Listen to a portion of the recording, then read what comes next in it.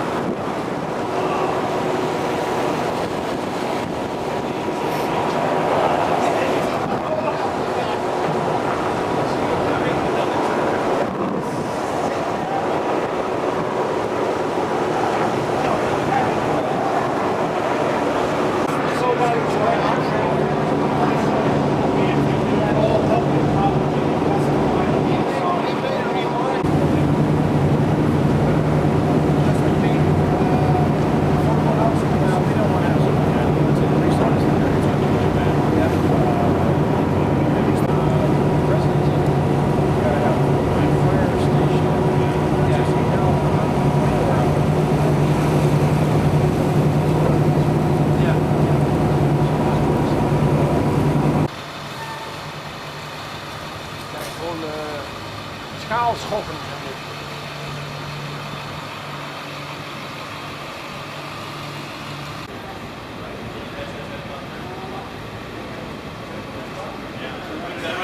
Acres, about 60 hectares, about 1 kilometer by 2 kilometers, 2 kilometers in length and 1 kilometer in width. So a fairly manageable size. We're coming around, this is part of the National Historic Landmark District, which is 93 acres, about 40 hectares, and was largely built by the U.S. Army when they had their first Army headquarters here between 1800 and 1966 when the Coast Guard took it over. These are residential buildings. The bulk of the buildings on the island are residential in nature to house first the Army officers and servicemen, and then the Coast Guard personnel. As you can see on your left is Brooklyn. It's about less than a kilometer away. As you can see, very, very close. And this is Piers 6 through 12, the area that was described this morning. On your right is building 12, I believe. All the buildings are numbered. And it's about 99 units of housing. 3-bedroom apartments, each with their own separate stairwell. And part of the challenge in rethinking the island is, how do you take these largely residential structures and find new uses? In particular, and we can talk about this later on, the interest is not to have permanent housing here. So the question is really, what's a viable use for these apartments and other buildings as we go forward?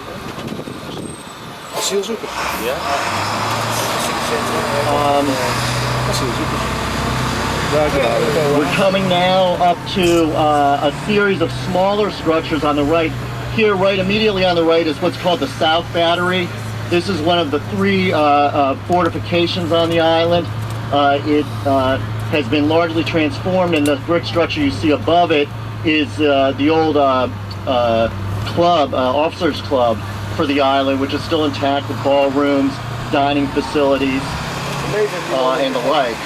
On the right here are a series of, this was the old elementary school, I believe. And then there's a YMCA that's back here. You can see the pool in blue. And a series, kind of like a civic center, if you will, for the island when it was a Coast Guard base. As I think somebody mentioned before, if you'd come out to the island maybe 10 years ago, you would have seen families out here, kids on bikes, sort of a functioning small village in the heart of New York City.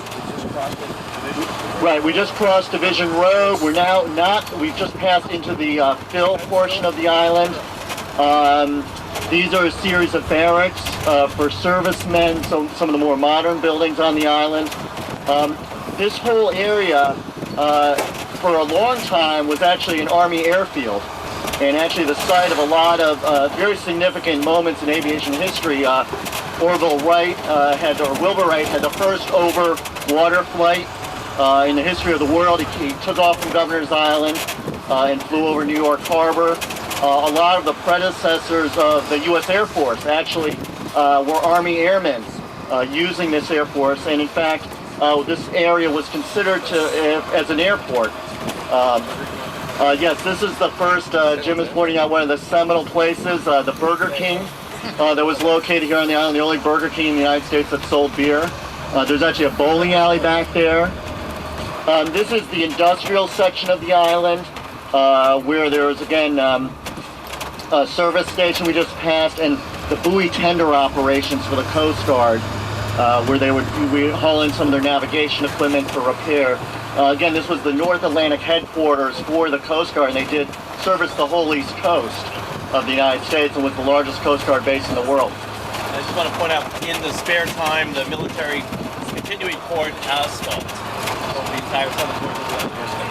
There's asphalt, it's unbelievable amount of paving and asphalt in the southern part of the island. Right. We actually passed, I just want to point out also on the right, we passed a series of piers that we just passed. People can cram their necks, but a series of 3 very large piers that used to house the cutters for the Coast Guard, and so very significant asset for the island. The southern tip of the island that we're crossing now affords great views, as you can see, the expanse of the harbor, the Verrazano Bridge, Statue of Liberty. It's from this spot right here that the relighting of the Statue of Liberty took place when it was reopened, a ceremony that allowed people to see the Liberty Island being lit up. Again, these are more modern Coast Guard barracks buildings for the enlisted men. In fact, here's the spot marking the dedication of the lighting castle of the Statue of Liberty. This is an area actually that it sort of bears the brunt of the forces of the harbor. In fact, it's hard, it floods here semi-regularly, and so reuse of this area, in fact, a lot of the bulkhead in this area requires a lot of work for maintenance. We're now coming up on some other apartment buildings on our right here. These are, again, large structures built by the Coast Guard when they took over the island. Again, when the Army was here, this was all open, for the most part, an Army airfield, and then there was actually a series of warehouses used during World War I in particular to offload munitions and soldiers on their way to Europe. Oh yeah, we passed the firehouse for the island, which is still functioning, I believe, and providing fire safety for the island. And important, you can't really see it sort of kind of peek through there and see it. This is the commissary, the mess hall for the island and all the enlisted men who were here, and then right behind it the elementary school, which was a public school, I can't remember. PS 25 for the elementary school kids who were here. Junior high school kids went to Brooklyn, the high school kids went to Staten Island when this was a Coast Guard base. We're now crossed back over Division Road, back into the historic district. Some of the older housing on the island. You can see the Coast Guard actually coming right up. The Coast Guard actually, very tastefully, I may add with a trace of sarcasm, added some more modern housing right in the historic district. Sort of one of the right adjoining him, coming right up on Castle William.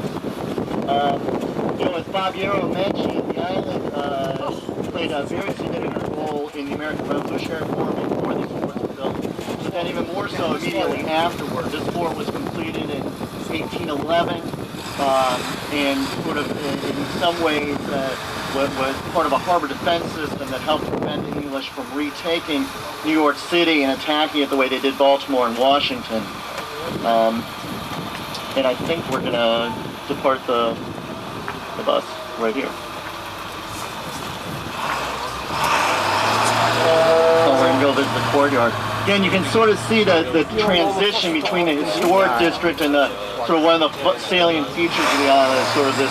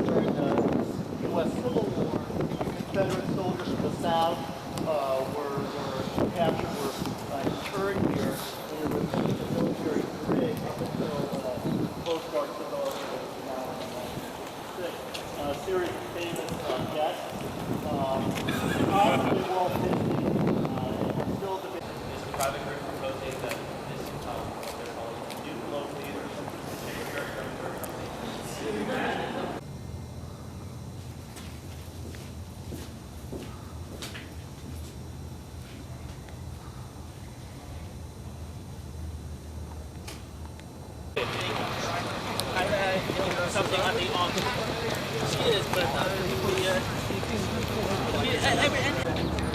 What is the reason? What is the reason? No. Coast Guard. Right, 85,000. And the lady there says about 20%. Yeah, exactly. So this is something that we should keep in our pocket for 20 years, 10 years.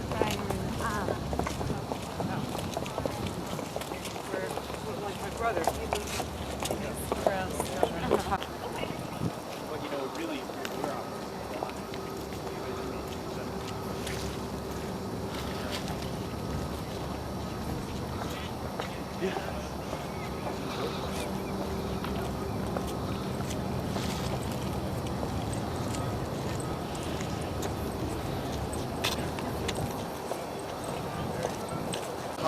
get it back to the state and city for a park. You know.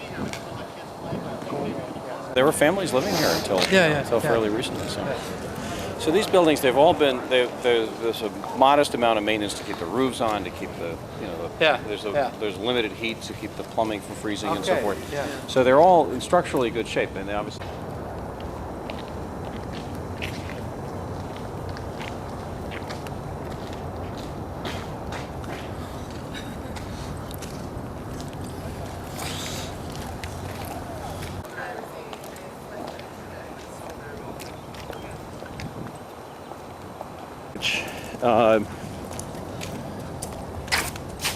That's the Admiral's house. That's where the Reagan-Gorbachev summit was held. Oh, really? Yeah, and this building with the columns here.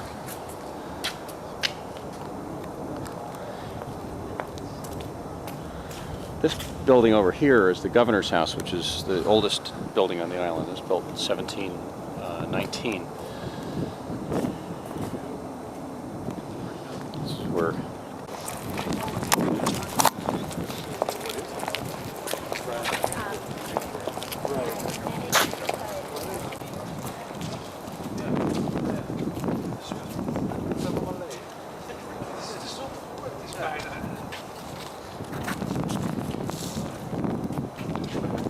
mooie kleur.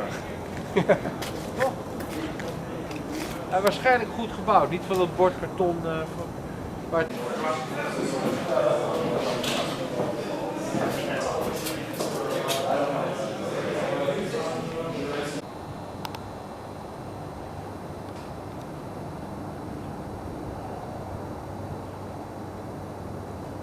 Everybody in the real estate development New York said there was a terrible problem with housing due to personnel in New York, and with everybody having the ideas for housing.